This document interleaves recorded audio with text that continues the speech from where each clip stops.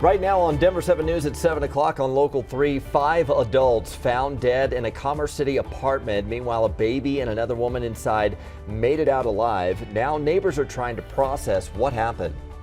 I don't really know what's going on, but it's very sad and very disturbing. We have team coverage this morning with what the early investigation points to as the cause. 3 Colorado Olympians are bringing some hardware home. But our state's most famous competitor, Mikaela Shiffrin, is leaving Beijing empty-handed. Some days you lose and some days you win. And you can go through all that and have the most turbulent times and still rise again tomorrow. The 6-time world champion is revealing what's keeping her going.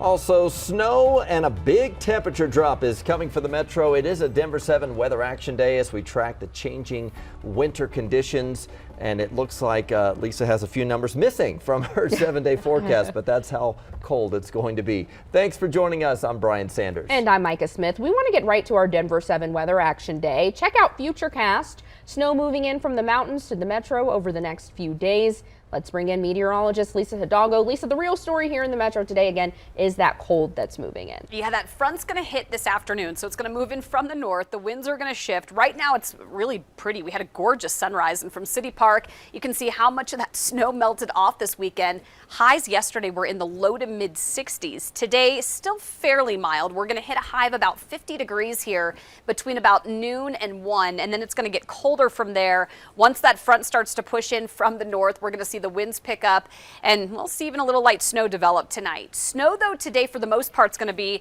in the mountains, right in through the central mountains, and then stretching east, we'll start to see some of that snowfall. So by early afternoon, as folks are heading back from the high country, that drive on I-70 is going to get a little bit trickier. Tomorrow morning, we're waking up not only to some light snow on the ground, about a ½ inch to an inch, but then single-digit lows.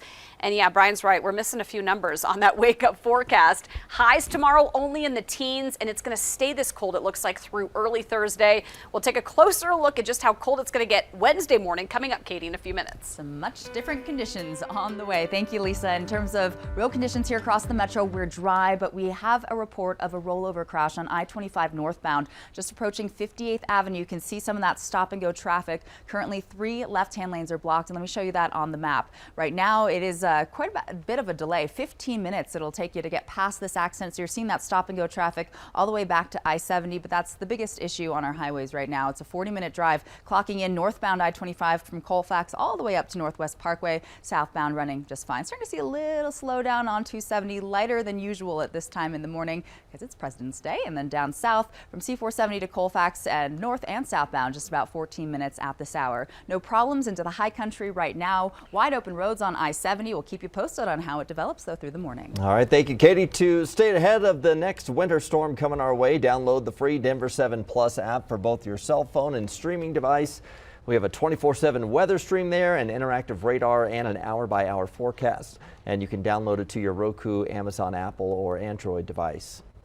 Well, an infant and a woman were rescued from a tragic situation yesterday. Police found 5 other people dead inside a Commerce City apartment. It is still early in this investigation, but officials say early signs are pointing to a drug overdose. We have team coverage starting with Denver 7's Veronica Acosta, live from the apartment complex off 104th near Chambers.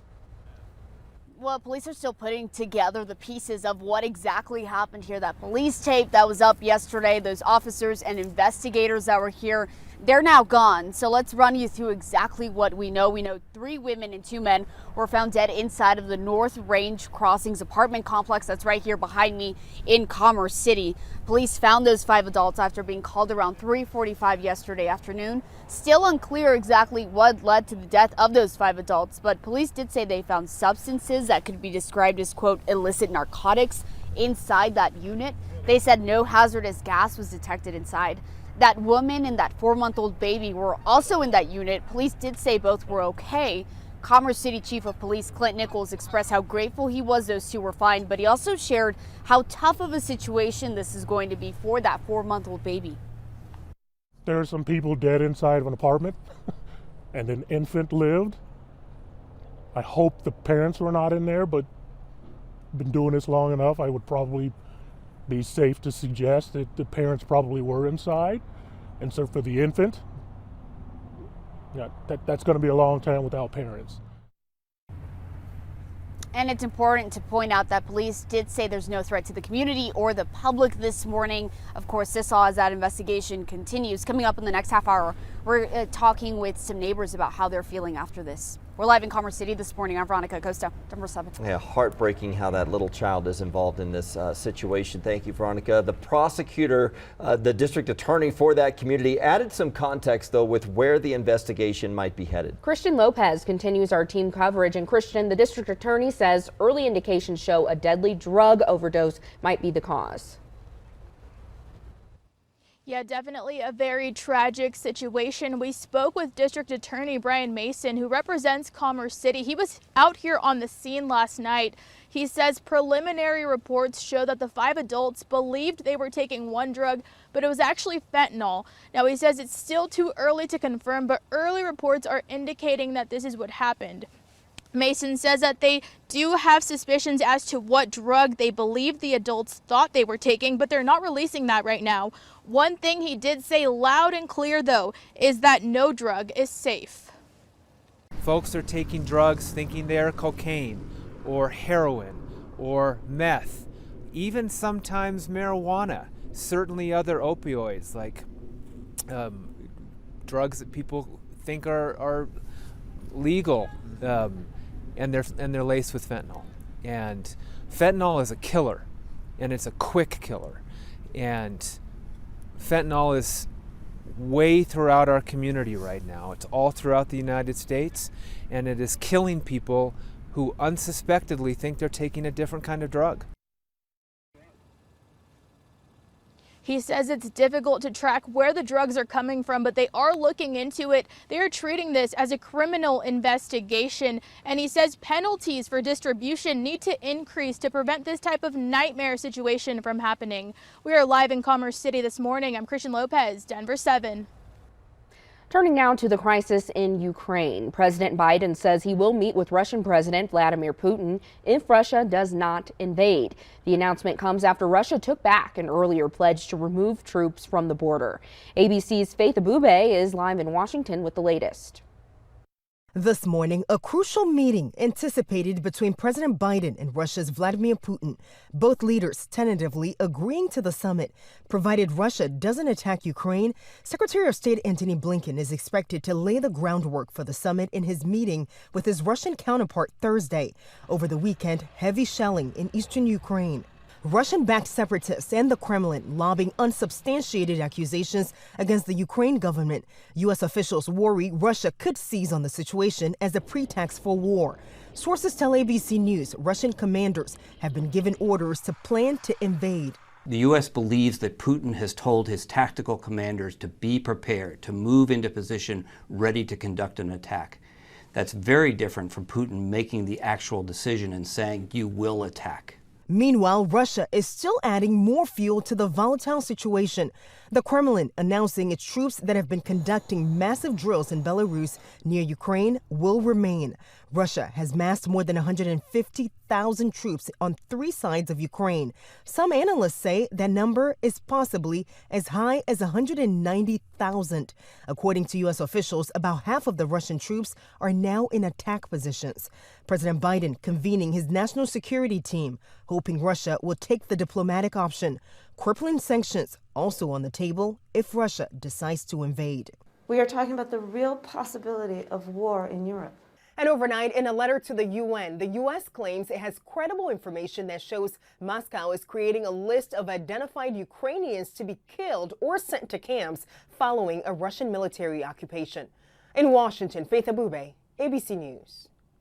In much lighter international news, Colorado's Winter Olympians are bringing back some hardware from Beijing. The games ended over the weekend. 23 Coloradans were on Team USA. That was second most on the roster behind California. 3 of them won medals. They were Brandon Frazier of Colorado Springs, who took silver in the team figure skating event. He and his partner Alex Nierum competed in the free skate and short program portions of the competition. Lakewood native Nicole Hensley picked up her second Olympic medal. She's a goalie for the women's hockey team, and they earned silver. this year after falling to Canada. Hensley didn't start in the gold medal game, but helped the U.S. to a 5-0 win over the Russian team. And Alex Ferreira of Aspen won bronze in the men's free ski halfpipe event.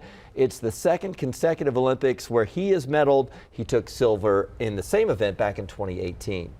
Unfortunately, Colorado's Mikaela Shiffrin is returning from Beijing without a medal. Yeah, she placed 4th in her last competition Saturday, the team slalom. The 6-time world champion had won gold and silver back in 2018. This time, the Colorado native did not finish 3 of the 5 individual events she competed in. She ended up placing 18th in downhill and 9th in Super G.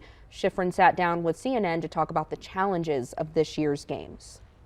Like, I failed because I was trying so hard, maybe too hard. And maybe after 12 years in ski career, I should have known how hard to push and not go over that limit. But I pushed harder because I wanted it, and that's not really an excuse. It's just, I'm going to go out again and try next time, but fewer people will be watching. Shiffrin says while the competition did not go as planned for her, she still thinks she can win again in the future. Coming up, it's tax season. Why the BBB says you should file as soon as possible this year. Also, thrill seekers are zooming through Colorado's backcountry, taking go-kart racing to a new level.